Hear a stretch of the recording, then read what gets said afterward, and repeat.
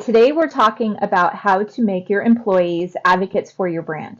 So oftentimes we think of advocates for our brand as, traditionally our customers who are going out and talking to other customers and trying to rally that word of mouth, or we think of them as analysts, press, bloggers, anybody else that's outside the company that can talk about our solution. So that's true, but what we tend to overlook is the resource that we have that's most organic, and that's our employees.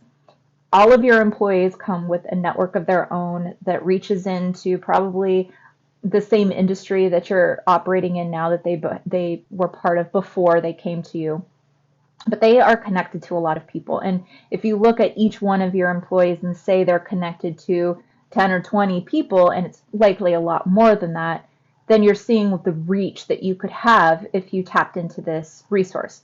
So, right now we're going to be talking about the 5 tips that I have in how do you get your employees to be an advocate for you. So, first is we're going to start at the top, and when I say the top, it means your leadership team. In order to get your employees to be advocates for you, you're going to need to start at the top, and you need to have your leadership being the example for your employees. So this means they need to be posting on a regular basis on their social media accounts, talking about the business. And as a CEO, you should already be doing that if I'm talking to a CEO, but there's other branches of leadership that should also be talking about this. So the first thing is tap into that leadership community. So as a marketer, you should be doing a couple of things. So it depends on how they want to receive this information. You can either create an email with a copy you want them to share on their social accounts, with the copy, a link. So make sure you're providing a trackable link to them so that you can track this later, to whatever asset you want to direct the viewer to. And then also an image, because obviously images get a lot more traction in social than just copy.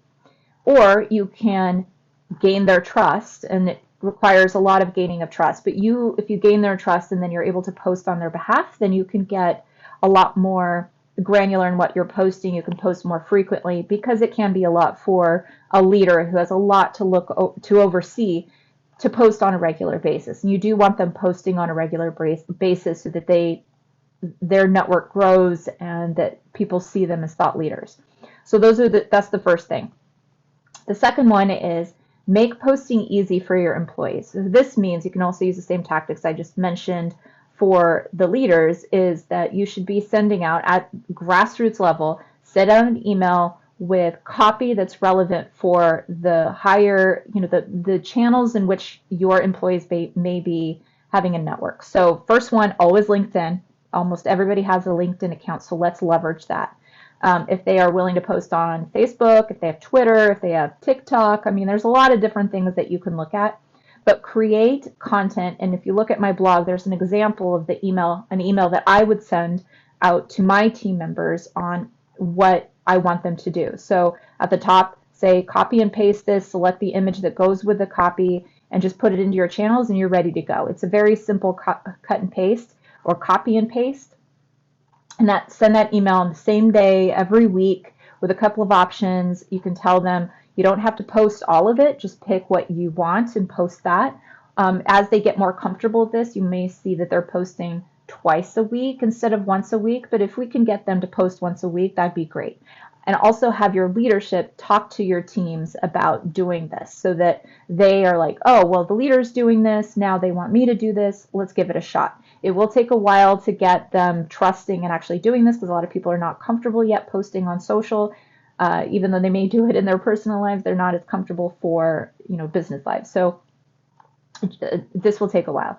The other option is, or the third tip that I am giving you, is give options. So you are going to have an employee base that has a lot of different skill sets: engineering, sales, HR, what have you. So you want to offer a lot of different things for them to post. It shouldn't all be rah marketing stuff, getting people to go to a webinar, an event, or talking about some tiny little feature.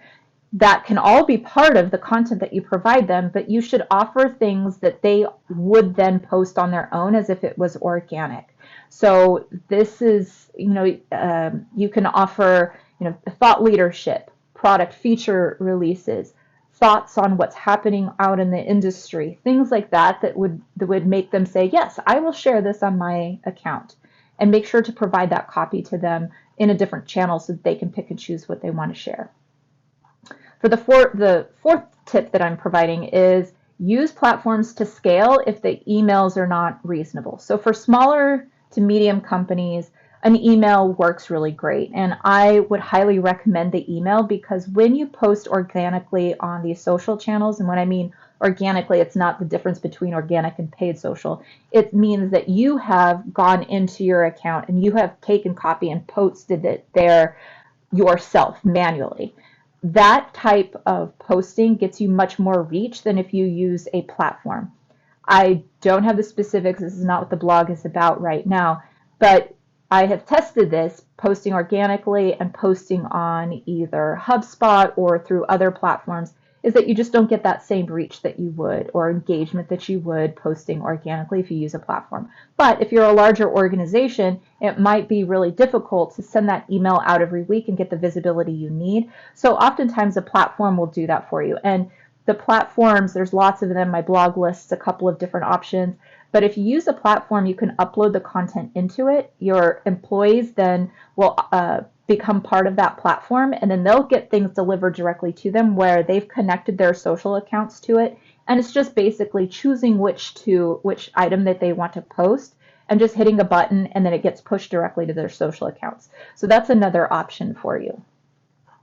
The last one is encourage engagement on non-traditional channels. And so what I mean by this is traditional channels are, the LinkedIn's, the Twitter, Facebook, Instagram, all of those platforms, TikTok, if you will. But the non-traditional channels are like the Reddit, Stack Overflow, Stack Exchange. Those you can advertise on as a marketer, which is great. But if you are going in there and talking to people, being part of the community, answering questions, giving advice, putting in a link after you do so to your company page, something like that, that will spur engagement at a grassroots level, and it will start to have an uprising of visibility on those platforms for your business. If you can marry paid social on Reddit with these posts, you'll get a lot more traction out of it. But encourage your teams, especially the engineers and the more technical people, to go in there and answer questions. You can select a couple of channels within Reddit that you would like to post in regularly that have to do with the keywords that you're trying to support, but have them go in there a couple of times a week. They don't have to spend more than 20 minutes or anything like that looking at the content and replying, but it should be very organic. They can reply in their own voice, but essentially you want to elevate your brand in these postings. So if you have any questions, that's the end of the 5 tips that I have for you. But if you have any questions or want to find out how to do this, I have done it before at several companies. So if you have questions and want to chat through it, hit me up at my email address is listed in my blog, or contact me page of my website. So thank you.